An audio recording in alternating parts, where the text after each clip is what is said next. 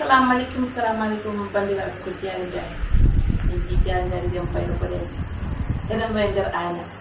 adden ɗo ko maman Sali jiguen mo wonde hande noon ko mbiyam ko bandiraɓe ɓe ɗin ko mbaw mbiya ko min ko rakkoye ƴefranteɗe min ɗon ɓe tan goni ɓe salmini on wa Fulfulde ono kon calminama mbiye ɓeeri silamaka saabu ɓambari kam ɗo dagal ɓe furdal caggal nde ɗum mi arde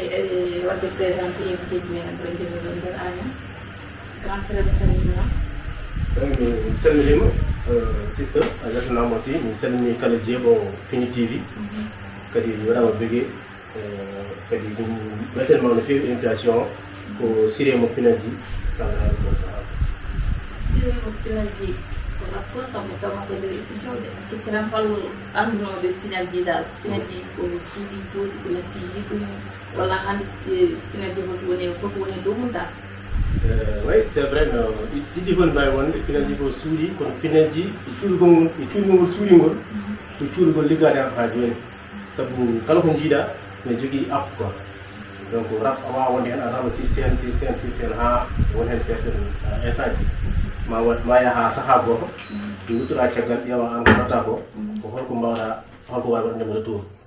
ɗum woni nde e nder nde min saaha mo Pinalji waɗata rabo si Pinalji ko Isma Baydi e Siré mo kaldata ɗo henno e nder on saaha min miiji donc rab momin mbaɗata o holko min mbawi artirande hen génération garo woni hay ha saaha goto min mbi pourquoi pas min tagi studio won studio mo jeyata ɗo mo joɗɗen ɗo henno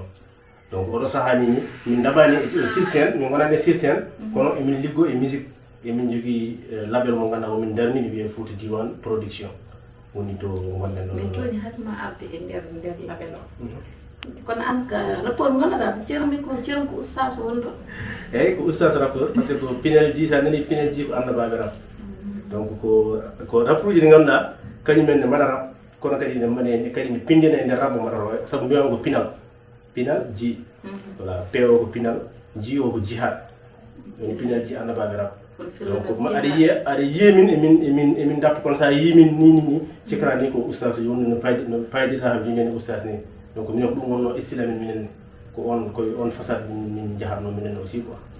ɗon fo ɗon feɗotmaɓe martema salminama faya salminimama ko Tanguy donc jaaɗo e Agnam Siwol donc voilà ko jeune artiste min majjino seeɗa nak mais kadi aussi min garti donc min kam salminagom ko kewmi wadde ko freestyle hokkam beat min ko non woni ɗum ɗon quoi salminagom quoi mais joni hana salminde est ce que a fattaɓe holko addi Tanguy no ko juste ko congére donc mbiɗo wuli jaw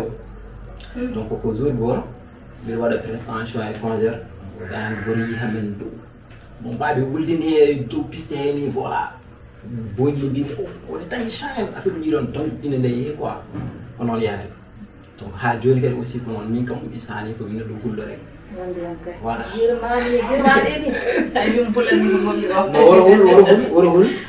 dage hip hop en joni ha ko mbiɗa salminir minen goɗɗaɗo so bit bi ñëw yes yeah let me joke taxaw hip hop la ko faaw sada faade kali nigga art faaw rabo nambi ko kasso nigga totam kasso mi namda himma cash nigga asada nisso bade rabo no yara yesso yen fimbo de messo mi ñifa messo bade eden yara yesso bade wonde ngondi woro totam lesso woto yi gesso woro ngokka lesso nigga boden yesso eben kere diwo yarani kada diwo yo rabo yetto kiro rabo nambi kiro yen wonde kiro elode heewi kuuɓe jukkande miro so tiɗi mi innirima siro beaucoup haalis goro rento kiro pucco sokari ko tange hulde kiro ko tange chan gurbi juɗal niga asata ito asada ito sana wulni ɗo de haɗe matto tan affaire o to wonɗo holko artirim dal mi sikkiran mémoire am ko fuɗɗi ato joni a mbaɗa ɗo biggo jomin jimmi mbannaham temo koye dow ɗum ɗo mo seeɗa tan oto sikkomi kon jeeyi ɗum mama sali dal a yimo no joɗirini tan mbannamo ko tem sa wiyonnoɗe Mama Sali donc mi salatako e dow Mama Sali a faami parce que dans hip hop quoi dans hip hop xam nga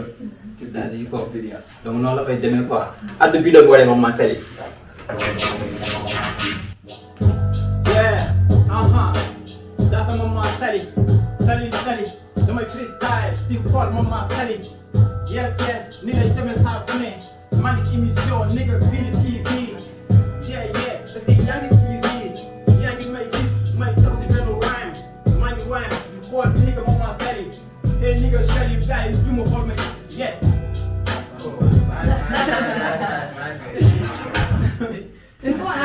Bertarafkan ko olof de nga doko nga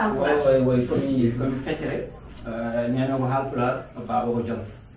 donc duñ tagi parfois toutes les gens bindan ko olof et pulaar donc noonu taw mi jobit à chaque instant quoi voilà c'est bien yo ngarte ancien rapport ji c'est grand yo boy di mbay do ko juju day di mbay tang way wulni way ko non ko bi mi so ngasni mi nan do tan neddo fof ne jogi app émission mbataw ma yakani ja ɓurɓe mo kadi wulde jom voilà kono oɗo tan san kañum ko mboɗo wiide min gone hakkude e nder hakkude doola men ɗo kanko ɗon waɗi felle alay sago o watan ko tammude voilà ko ɗum quoi mais hande diwan Agnam fof noon sabu Agnam ko 37 ans 37 ville village 7 village wura men go nanndal kam ɗum wonnoon e ko 7 village kamɓe fof kala mo namdeɗa ko siri en kala sabu onon ngadi ɗo wadde rap walla en wonno wonɓe wonnoɓe en ɓe ngala talent ko onon jiiɗo ɗo talent garɗum ngudduɗon ɓeɗon jaltinɗon koye mon minen min garata e rap 2003 min naati rap donc min tawi ɗo ganaji amen noon kono ɓen wonko keɓano wadde saabu on saaha min ngalano studio alaɗo donc sa yi studio il faut jaha Dakar min mbaɗi rap 2003 ha 2007 min meeɗaɗi studio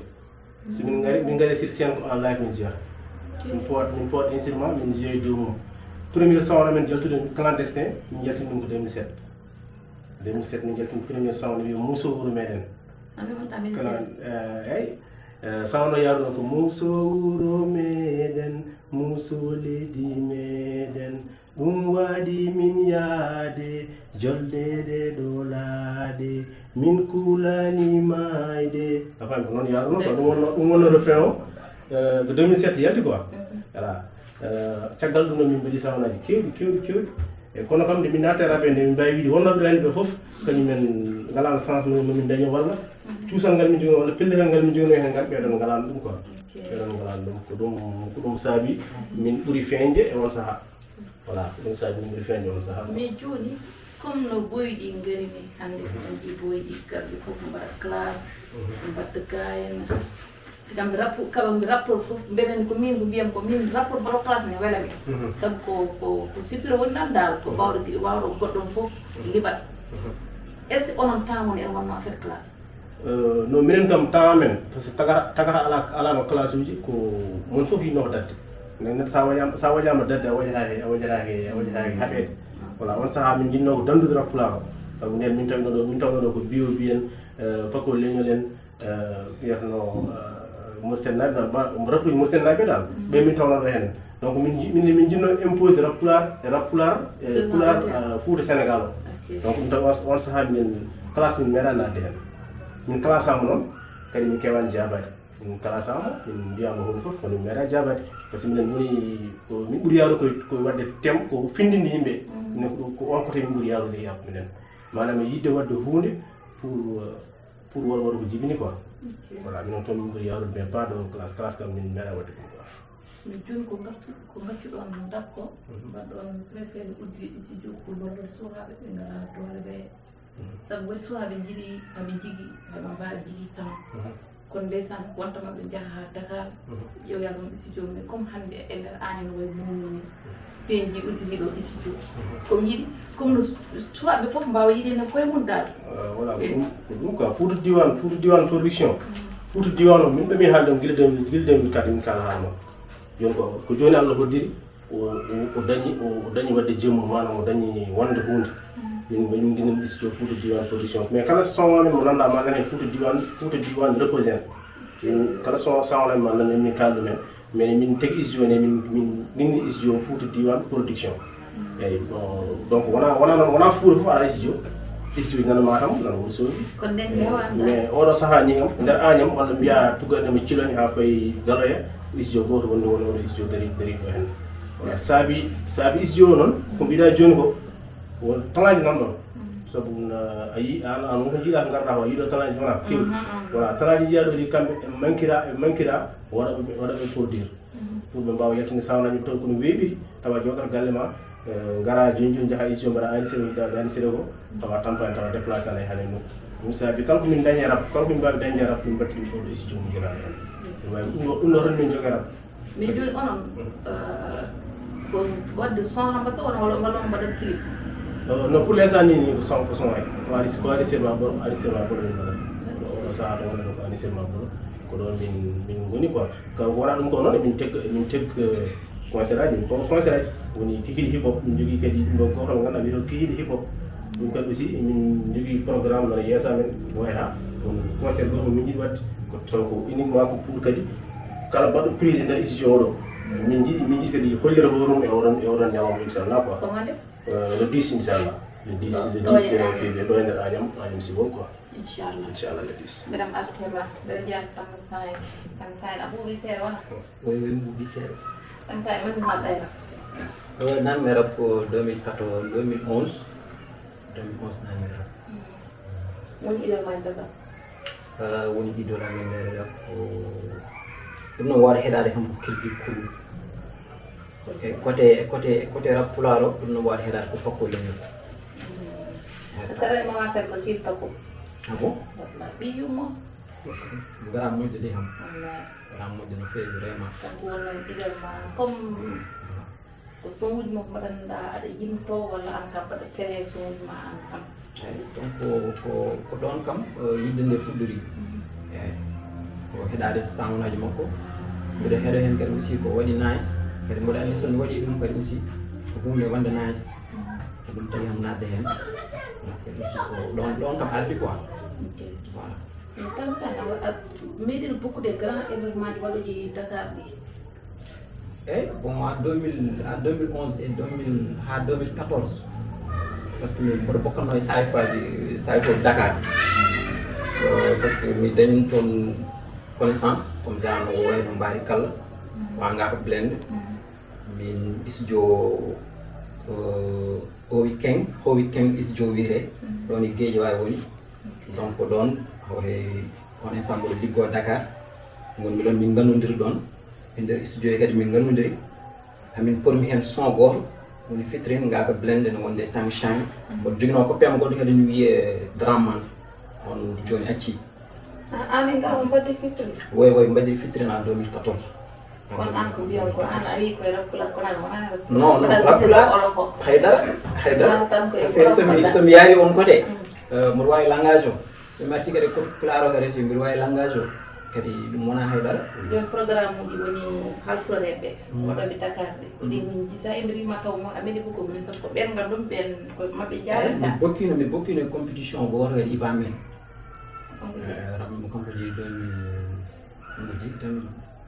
2020 compétition wonno min bokkino hen e maɗo compétition wonno yaari donc affaire o jokkirani kam par ce que ha joni min jiyani hen renseignement ji leerɗi holnoɗo final o ko compétition en ligne quoi ko compétition en ligne minen e Boy Diarra en no rapport aji goɗɗi nani hen Kamze en ene heewi donc guila nden noon min nantani hen haydara voilà on compétition bokkini hen voilà kadi hol rapport uji fulankoɓe ɗi kewɗa wadde Fitrine e maɓɓe eyyi instant ni comme bon to Fitrine instant ni rapport aji pulaar ko Amirou Chane oɗo mbaddumi Fitrine oui e wonde Gaynde Man min mbaddi Fitrine donc kam hayɗi quoi kono tan sa joni kadi waɗi basé oɗa ko Fouta kadi jahan Dakar mi wayri Dakar trop instant ni kam ko ɗo tan ɓurmi hettude quoi wonno jooɓo ko ɗo woni quoi kono kadi hen saji arde Dakar kadi bokki oui saaha fo kadi mamin jaada temps on donc min mbawa kadi ƴewde ko kewi toon comme ça kadi bon ittata kadi donc ko ɗon min ɓuuri hettude quoi instant ni neɗɗo kam to mbawɗa wadde fof takkadi hen hoore ma ko yiddu ala en fof joni noon kadi kide min garti e label o ko studio o hande kalani holno liggiɗɗa ɗum studio o uddira ko décembre 2025 o uddira wonode 2 mois joni ko nden uddira kadi saabi aussi studio on wi koko mbiyannaa ko wadde produire nouveau talent ji jeune talent ji gonɗi ɗo hen ɗi kadi fuɗɗima par ce que min jogui ɗo projet ji hewɓe quoi mistake uji ma on 3 lamɗo hen 3 projet jiiɗa kadi e ko ganduɗa kadi ko projet par 100 par 100 quoi e ko ɗum ko nden o uddiri kam décembre ɗo faade joni quoi. mais kamɓe ane rapport uji ko contrat mbatton walla way ko contrat wonat saabu min label o liggorto ko sa o waɗata produire wonma enregistré kadi o jogoma woni o waɗatma concert o hokkuma kadi manam nawma e téléji e radio ji connaissance min jogui o minen quoi voilà comme connaissance min jogui o to min jogui ɗon tan nomin mbawi hadde quoi to min jogui ɗo to min nawatma ko wayno iba menen leeri hen anne aussi a yanti hen donc comme noon quoi min nawa hen jomum hande ko taw kon ɓuuri yawirde taw ganduɗa so min paare jomum taw koye aussi no wawi hande hoore mum ko ɗum woni sabade par ce que minen sens o min galano komin dañano minen ko ɗum min jiiɗi waɗande wonɓe hande voilà ko ɗum quoi. mais studio mi sikki woni complet so waɗi rapport mi waɗa mbi kalde jiiɗa studio mam a yi toon DJ sarɗo e dari DJ voilà DJ nanɗon DJ joguiɗo pour prise o pour Amir Saye donc DJ Ebra donc tan sanen iɗi ganduɗa ɗen foof nan pinde studio hen jeeya voilà real hardcore en a faami ne heewi Moïse wiyen joolen a faami ne heewi wonɓe ganduɗa yiyan ɗo hen hande tene ponno kono bettiri min ni tan en fof min jinno hande gara tawan tawe quoi boy salen a faami ne heewi ɓe ganduɗa koye nder studio hen jeeya faami kañum aussi ne jogui hen gueɗal mawgal part mawɗo quoi voilà. mais joni holko mbawɗa wadde conseil woni raftude togoɗi boyiɗi joni yettuɓe zone talent ɗi holko mbawɗa ɗum ɗo dal wajade ɓe non ko guettere tan neɗɗo kam so tawi aɗa wone hiɓɓe wone rap oɗo saaha ko adi fof a jogoro needi sabu hande rap natti wonde ko suwaɓe tan sabu suwaɓe mo fof ɗo conseil ko heddi ko aussi ko wadde gom hoore mum manam jogade vision eto fayto yidde yetta toon a faami min ko ɗum tan jogui ko heddi ko sécurité ɗo ko liggey rek sabu arane e waɗi rappuji kañumen ko mowni hiniɓe hayso ɓe jogui tarade ɓe mowni hiniɓe yertude ɓe ƴeewa garaji mabɓe woni addunoɓe ɓe yende sabu ɓe mbima kadi le suudu wiyama reno jaala e jomunen noon keeɓa gal wima mbiɗa wayni firo becce sa firim becce yani studio a concert so ari a waɗata invité an koko mbawɗa ɗon aussi ko gonga kalama ko gonga ɗum kadi ne waɗa quoi ne waɗa sabu min galama sens ko ɗumwiyamɗo hen ko afa min jaadano koye pakol enen tourné min jaadano tourné min dawa e makko kalto wuro ngo june kalto waɗi mi june en première partie ha hande ha Allah waɗi ko woni ɗo hen ko donc ko ha joni conseil o ko ɗum tan neɗɗo kam so tawi talent nanema ko an yaltinata te yaltinde addi hen fof ko yaade studio ɗani séré ko heddi ko wadde ko songude émission ngaji radio ji télé ji pour jomum wawa feñde kadi ko adi fof ko mbiyam ko joom so joguima needi tan ma dañ sens ɗum ɗon foof so joguima needi jaabi ligga tan dañat sens o ɗon foof quoi voilà wewna ɗum quoi ko weltanade Print TV donc weltanade aussi DJ Lewi sabu kanko woni sababu donc ñagade kadi e Allah émission nde yarata yesso quoi voilà ko ɗum tan komin sakkito hande taw wona sakkirade kadi aussi tawi min ñaagui Allah wattude émission ngaji keddiɗi ɗe Print TV inchallah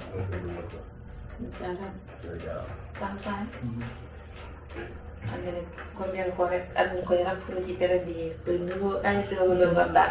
tama wona comodal wona hanki garɗa hen sabu en waɗi boyi hadde kañumen cikkarum ɗum affaire so naate rap tan ko manque de respect yimɓeɓe walla mbiye ko ɓiɗɗo joni kone mbawi muuni ha mbiya kañumen ne mbawi e jogui temps mais ngala respect est ce que ɗum noon kadi en tagma ko to jiɗɗa yettade ɗo ko jettoɗa ɗon non needi kam needi woni foof ade haydara taw ko needi voilà parce que je me rappelle que mairie éviter les radios pété donc voilà on est sans pas gor noddi ɗon paw wi bon mi meeɗani heɗade émission ma o mais hande mi heeɓini émission ma o ko tagui ɗum oɗo sonwuji makko ɗi mi yani hen ene manque respect walla ne waɗi ƴettode walla goɗɗum c' est à dire o waɗi concentré ko kalami ko kadi ko ɗum woni initiative rapport haal ko yimɓe nanata avec respect par ce que a anda dande ma to yantoya ganduɗa ka windi a faami te so tawi tan aɗa andi an ka julɗo kadi aussi bon jibinoɗa koye ɗo jinnama fof nde ganduɗa ma wonno mbaɗirɗa comporté o taw wona rabdaɗa ƴetto walla wiya somi waɗani émission somi fiyani bon walla ofriɗi ɗon non non affaire o wona toon quoi kal ɗum ko zone uji aroɓe ɓe kadi aussi less minen kam ko gonga ni min jahani hen won certain niveau sax mais wonko min gandi hen min jii hen ko heewi min jii hen mawɓe mbi kokke hen neeri sono jiiɗi hebde hen ko jiɗɗon ko sono jiiɗi namnude noppi yimɓeɓe ko nana kokke hen neeri mi wiɗo rab wona yornude tuuba wona mandirde wona haydara affaire o ko guittara haqqille ma ko fayi koye haqqille goɗɗo yo goɗɗo noon wawa hutorade ɗum janggo e jaam min ko ɗum mbaɗami conseil à chaque fois woni zone temps aji aroɓe less ɓe e wonɓe dow ɓe foof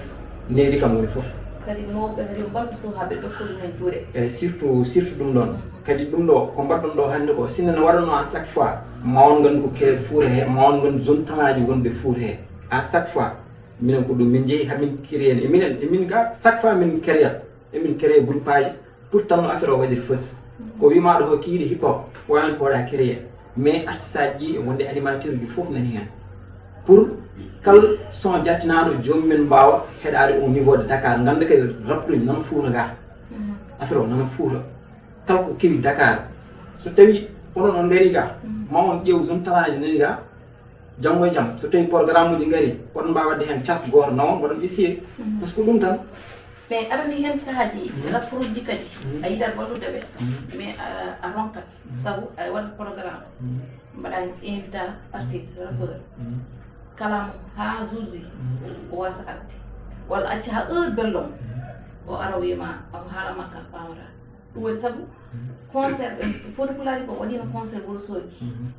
mi anda so non tini woni mois ɓennuɗo septembre novembre en soutenir samba yeeɗo e en waɗi rapport uji goɗɗo ka dañen ma garani ɗon ko gonga par ce que on concert mbirawa mi yeehi mi waɗi présenté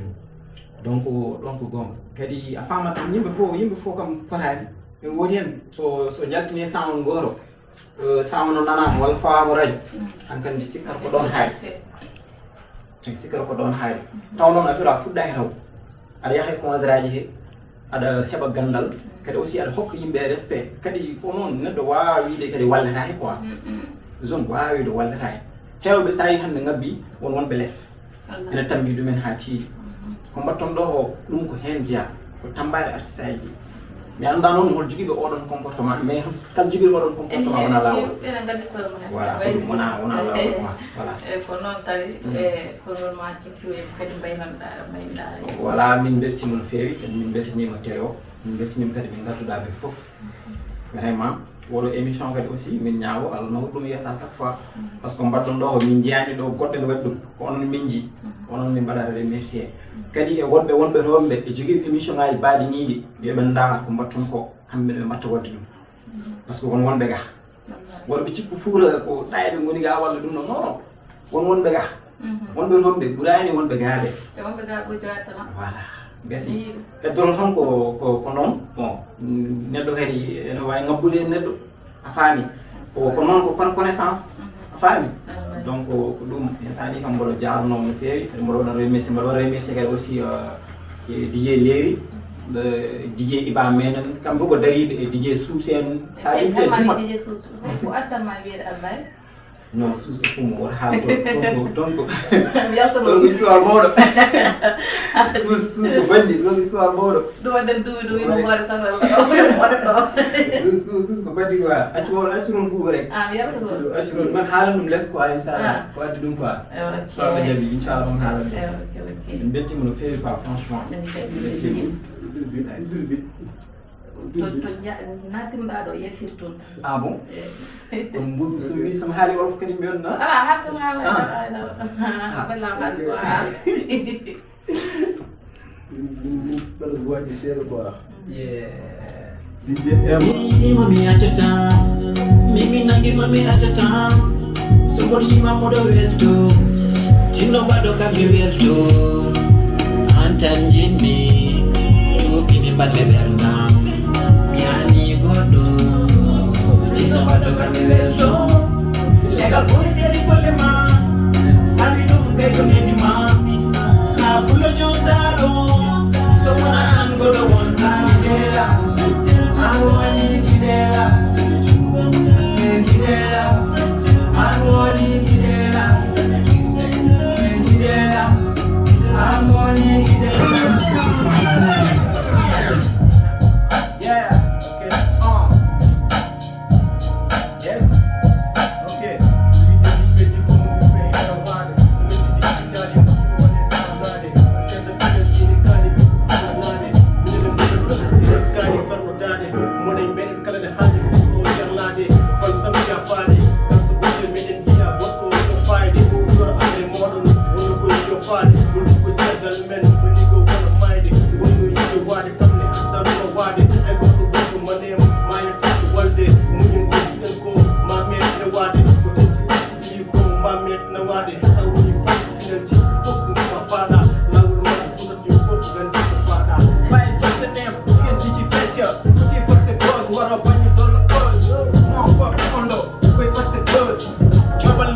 But guy don't la push. I'm on the new, my nigga than your push. Give me next set, who we got they push. I'm on your under, when you on your guru.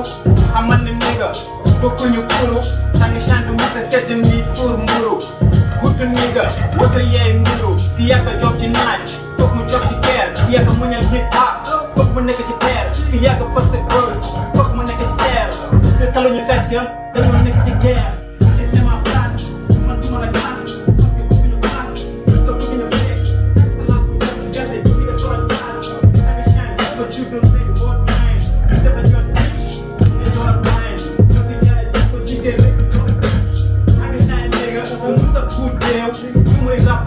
Let me be deal, okay. Ya bonga kamne, di deula. Ya bonga kamne, okay. Di deula. Kodun kumogen na kore. Sino wana ni pinanti, hobe ma hobe more. You know the in the way. Koto sani tu, kondo to kore. Jarra jube bay nyas duwa di na kore. Hip hop sena tamin yo gëna jongen jone. Molinga chama kole kare kan yo futi. Aw di ko hankin ni ko gamin no futi. Andi kira nafa, ko ngoro ha wundi. Min jaccali rap, min jatu no futi.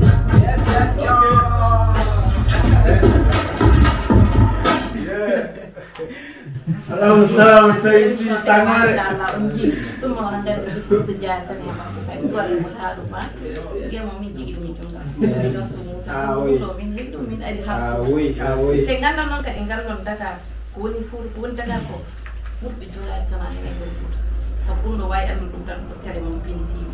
Dum mo on ko fal mo concentré ko mon no bembe pour do way pour e wadde concentré dal. Sabu kadi onon kadi wombe furbe ha mbokkiya. Sabu dum do min miijuno hini nena do hen e ngala no jobdi mabbe a jaram grand sey Ok, merci. tang sa en andena weltanam beltini ma technicien men ali tele fal ali an woni woni bi ga andi ko dum yam woni bi mama sali andena kay hay goto ya kada ukuma tagal sabu fof ko an hanne min jaari so mi yidi jolade tele beda haal jigi fit ko an kiyam dole de don ayama jappullo an andi jidda aduna ma yo Allah wadane dum bo amin kal de walu joko en Amin, amin. ko do wonno émission min fast sa jaay à la prochaine inchallah Pidi TV forever. Merci.